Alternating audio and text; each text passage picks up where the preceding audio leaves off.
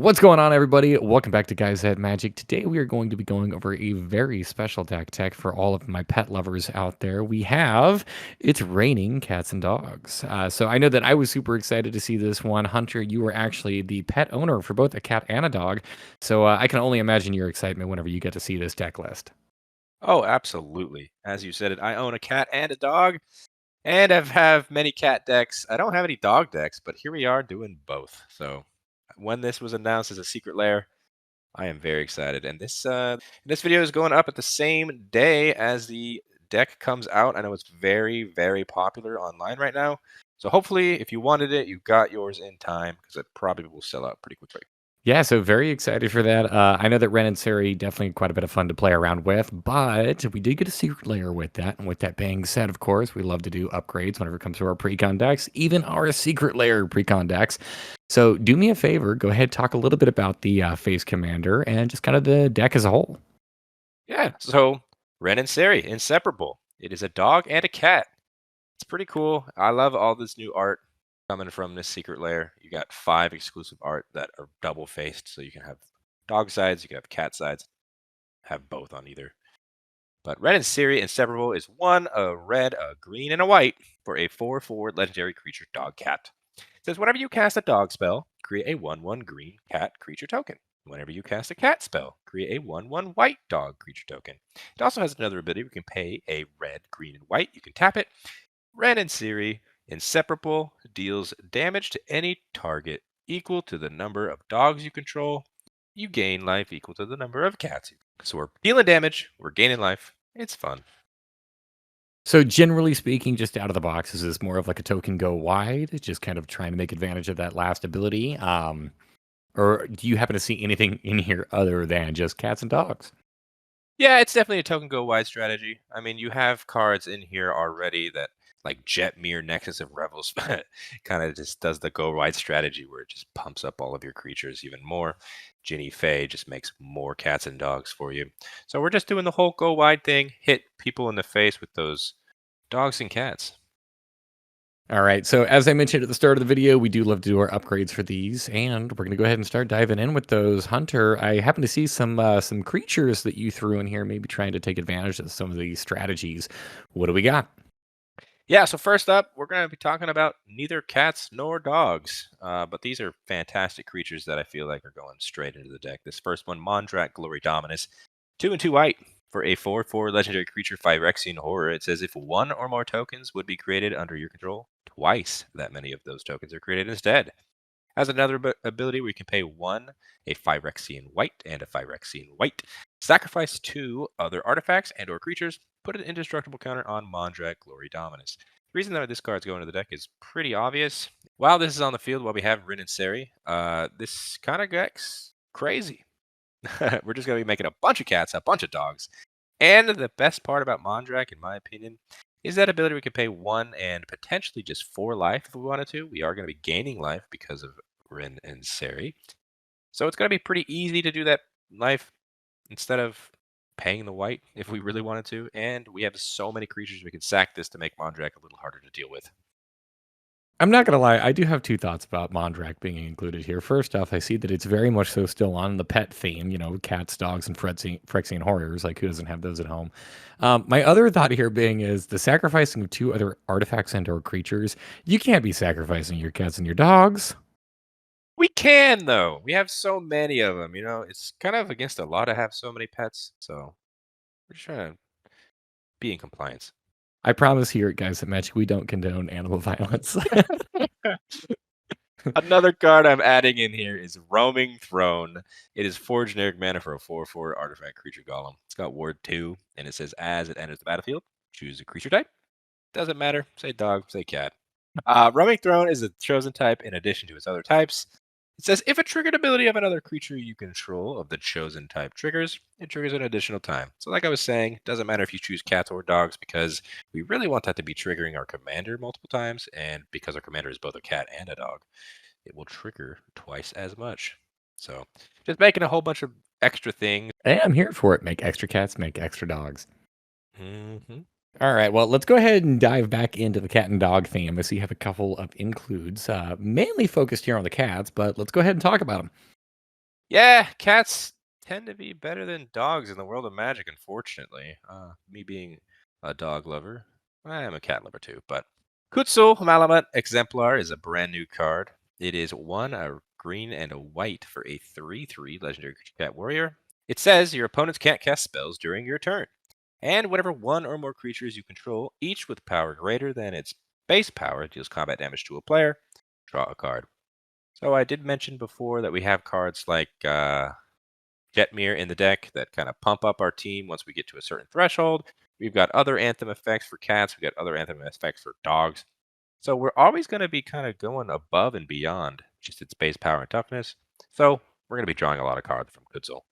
Yeah, totally understand this. Kutzel is actually very quickly turning into one of my favorite legendary creatures. I know that this thing just got printed, but I'm absolutely in love with this card, and I'm throwing it in probably way too many decks. Yeah, me too, man.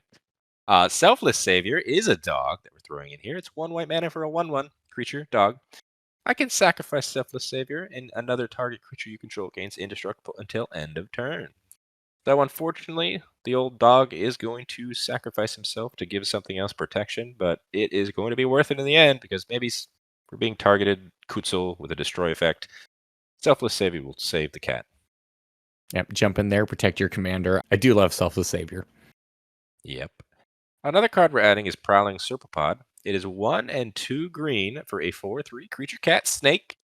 It says that it can't be countered, and it also says creature spells you control can't be countered. So, we're guaranteeing our creatures come onto the field as long as Prowling Serpapod is on the field. I love this inclusion as well. Go ahead and hit me with this last creature too. Yes, this last one's always a fun one, in my opinion. It's Miri, Weatherlight Duelist. It's 1 a green and a white for a 3/2 legendary creature cat warrior. It's got first strike, and it says whenever it attacks, each opponent can't block with more than one creature this combat. And as long as Miri, Weatherlight Duelist is tapped, no more than one creature can attack you each combat. So it's very fun in the terms of once it attacks, it stays tapped when it attacked, and then your opponent can't hit you back for much damage. Yeah, I really do like this, especially in like a token go wide deck, just to help to make sure that you're pushing in damage and limiting that potential blowback there. Also, just kind of scanning over the cards, at least so far that we've talked about, we're covering two like humanoid cats. So maybe within the world of Magic, that happens to be maybe why we happen to have maybe better cats than dogs. I don't know if there's like an equivalent to like the Leonin race of humanoid dogs. Yeah, dog. I don't know. Humanoid dogs. That'd be cool. Maybe we'll go there in a new plane. All right. So I do also happen to see two, well, I guess I would say instants or sorceries, maybe one of each here. Uh, Go ahead and talk to me a little bit about why you would have included these cards. Yeah. So Blasphemous Act is obviously going in the deck. We are Naya, so the cards you have seen are only green and white. So might as well throw in a red card. That is Blasphemous Act, 8 and a red for sorcery. This spell costs 1 less to cast for each a creature on the battlefield. Blasphemous Act deals 13 damage to each creature. Kind of the old kill spell that is always played and whenever someone's running red. It's very easy to just cast this for 1 mana, blow up the board if something's going wrong. Yeah, you joked around there at the very beginning of just kind of like fixing the color a little bit and throwing out a red spell just for the giggles of it. But I do completely agree there. Blasphemous Act oftentimes only is a single mana, and it's really difficult to beat that rate for a board wipe. Yeah, and if there was a board wipe coming, how about we throw in a heroic intervention? It's 1 and a green for an instant. Permanents you control gain hexproof and indestructible until end of turn. So prevent people from targeting, prevent people from blowing our stuff up. We have a single enchantment, at least that's what it looks like, as far as what we're throwing into the deck. What is this?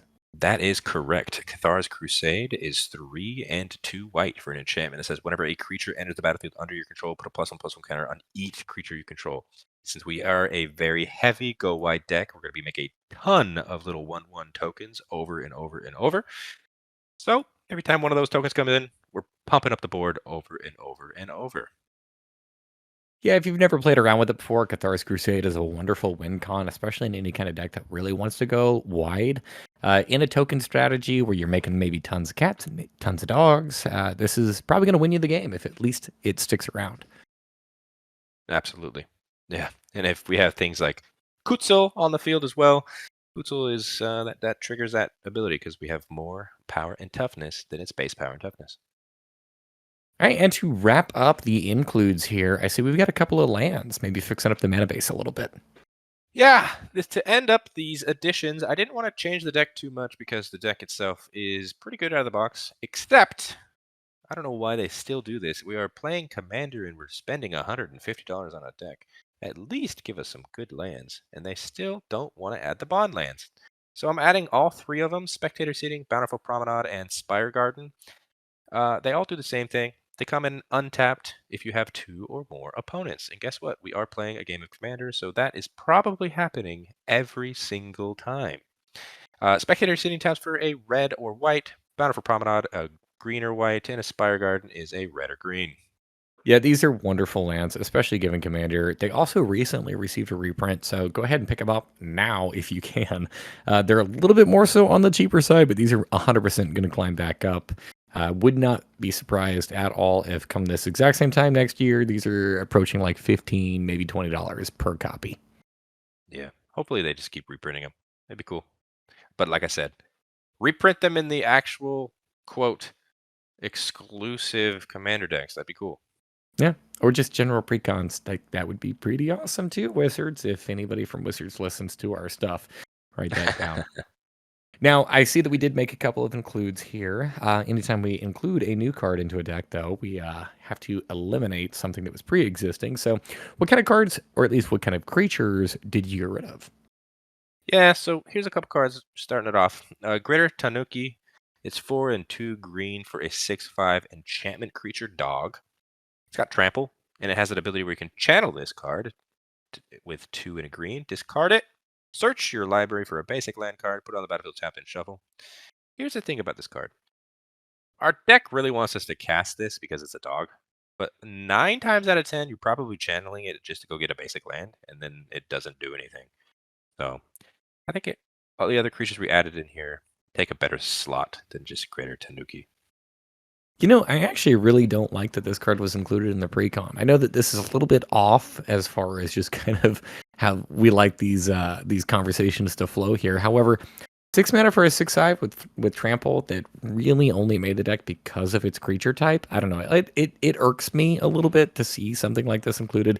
I love the artwork. I'm glad that the card exists. However, any product that's going to cost you about $150 to pick up, I don't see why we're jamming commons in here that are easily replaceable. So I completely agree with your decision to cut this.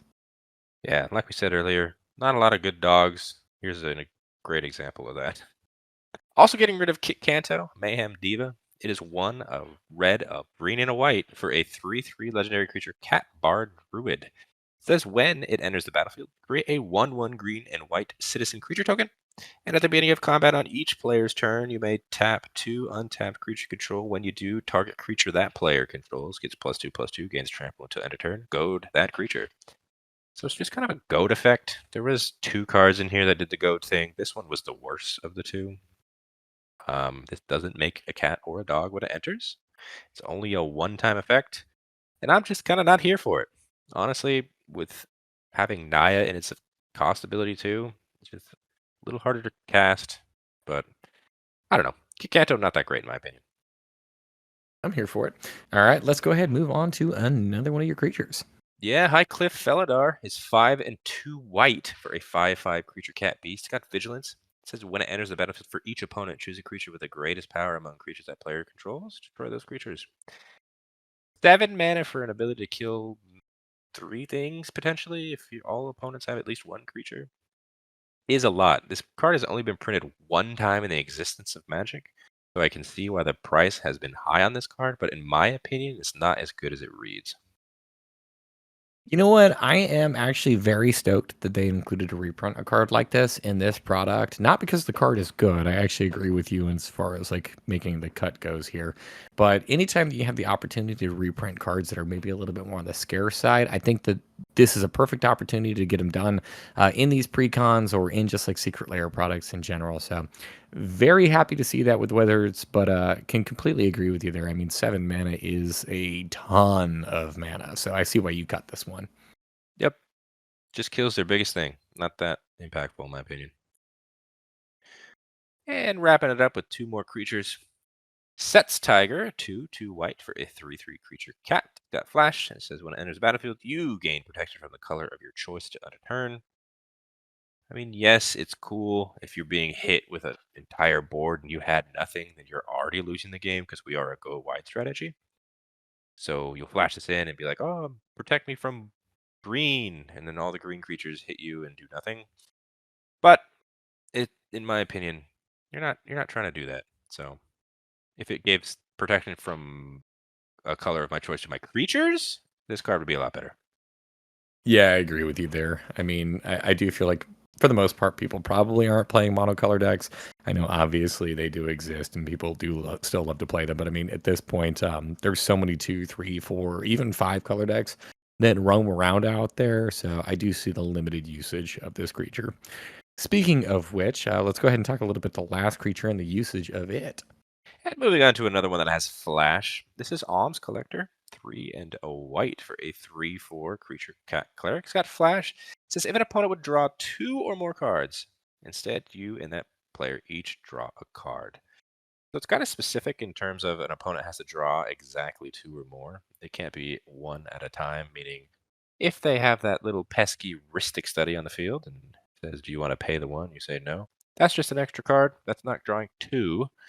So this only triggers on that if they're drawing 2 or more. Um, so it didn't do as much an impact for drawing cards as something like Kutsu. So kind of swap those two. I see why you did choose to remove this. Kind of a niche little piece here, and also just generally kind of feels a little bit odd here. This is like not a stacks deck where you would typically expect to find an alms collector. I don't know. It is a cat, and this is a good opportunity to reprint it. So maybe that's why. Let's go ahead and move on though to the only sorcery you cut, and by far the easiest card I'd imagine for you to remove from this entire deck. Yeah, that is Warp World. Warp World is in the deck. I understand why, but in case you didn't know what it did, it is 5 and 3 red for sorcery. That says each player shuffles all permanents he or she owns into his or her library. Then reveals that many cards from the top of his or her library. Each player puts all artifact, creature, and land cards revealed this way into play.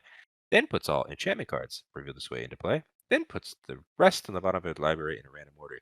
And why is it ordered like that? Why doesn't it just say like this, and this? I don't know. But this card isn't as good as you think it is because a lot of the times, I'm probably one of them. I'm going to do that. I'm going to get rid of all of my permanents. They're going to go back on my deck and I'm going to flip over. I'm going to get really cool stuff, but I'm not going to get any lands. And then someone's going to pass my turn. Someone's going to board wipe me and then I'm sad. So I used to actually run this card as like a big payoff piece in a chaos deck. It was a goblin style deck, so it wasn't very difficult just building around goblins for me to be able to get like 30, 40 of them in play. And then played Warp World. And I very quickly realized two things. Number one, nobody likes it whenever you play this card because then you become the target of everybody at the table. And two, if you had enough permanents in play to make Warp World work, you were probably already winning. So why do you need this 8 mana spell? Yeah, exactly that, man. We're going to have our go wide strategy. Why are we wiping away the go wide strategy? All right, I do happen to see two enchantments and one more artifact, though. Looks like they're going to be getting removed from the deck. Yeah, first one is Showdown of the Scalds. It's 2 and a red and a white for an enchantment saga. Its first lore counter says exile the top 4 cards of your library. Till the end of your next turn, you may play those cards. The second and third lore counter says whenever you cast a spell this turn, put a +1/+1 counter on target creature you control. You're putting a counter on one thing when you cast a spell. I don't know. Not Yeah, here if for it. your cats and dogs only cost like 1 or 2 mana, I can maybe see the payoff there because then you'd be able to chain multiple and be able to put on a ton of +1/+1 counters. But that's really not the case with this deck. I don't know. I feel like this is just kind of an odd inclusion. Yeah. Cursed Mirror also leaving the deck. It's 2 and a red for an artifact. You can tap it to add a red. It says as it enters the battlefield, you may have it become a copy of any creature on the battlefield until end of turn. It has haste. So Cursed Mirror is just a mana rock with a little extra steps that could become something until end of turn. Cool ability. It's just for 3 mana. I want to do something a little different. Yeah, totally get that. I don't know, man. This is just it's a really weird card, and I'm not super high on this. Yeah, I mean it would be. immediately kept in the deck if it said like the legend rule doesn't apply to the copy. Because then that would be wild if I had two different commanders in the field or two jet mirrors. It would be bonkers. But it's just a copy of something else. The final card I am getting rid of as far as the permanent enchantment, it is Lurking Predators. It's 4 and 2 green for an enchantment that says whenever an opponent casts a spell, reveal the top card of your library. If it's a creature card, put it onto the battlefield. Otherwise, you may put that card onto the bottom of your library. So if it's a creature, you can go ahead and just play it for free, not cast, so it doesn't trigger our commander. And if it's not a creature, you can scry it, essentially. For 6 mana, that is a lot. And this kind of deck, it's very weird that this was an include because we're not trying to cheat out stuff. We want to be able to cast and trigger our commander. So this card is a lot more suited for like a cheating out big stuff deck. And this is not what our deck is. Yeah, I like the card. I see the power level of it. 6 mana is quite a bit. And then, like you mentioned, I mean, you want to be able to cast things for your commander really to kind of do its thing. And it's getting around its cast ability. Yep. And then last thing as we go over this, I know that the mana bases of these kinds of decks are always tons of fun, even whenever it comes to the secret layer pre-constructed decks. What lands did they have in here that made you just like really scratch your head and wonder why? I mean, there's plenty of those in every deck, right? But then you get to a $150 budget on this secret layer deck, and you think, oh, they're going to add some better stuff. But no, you saw we added the bond lands that should have been in the deck, in my opinion. So we're taking out the lands that just come in tapped always. And that is Sheltered Thicket and Scattered Groves. They're the exact same kind of land. You can tap it for Shelter Thicket for a red or green, and Scattered Groves for a green or white. They both always enter the battlefield tapped, and they both have a cycling ability of 2. Now, yes, they do have the subtype of their respective colors, which is cool when it comes to having it in your hand for a show land or something like that. But they are so slow, and they are just getting out of the deck. Yeah, if it has the words enters the battlefield tapped, it's got to have a really big payoff. And this is not doing it for me. Yeah, I kept all the other ones in the deck that said enter the battlefield tapped unless. Whenever it says unless, they're automatically better. So all those are staying. The ones that don't have the unless are leaving. Like Croson Verge. It enters the battlefield tapped. Always. You can tap it to add a colorless, or you can pay to tap it, sacrifice Croson Verge, search your library for a forest card and a plains card, put them onto the battlefield tapped, then shuffle. Yep, it's coming out. You don't love this incredibly slow fetch land? Nope, not really.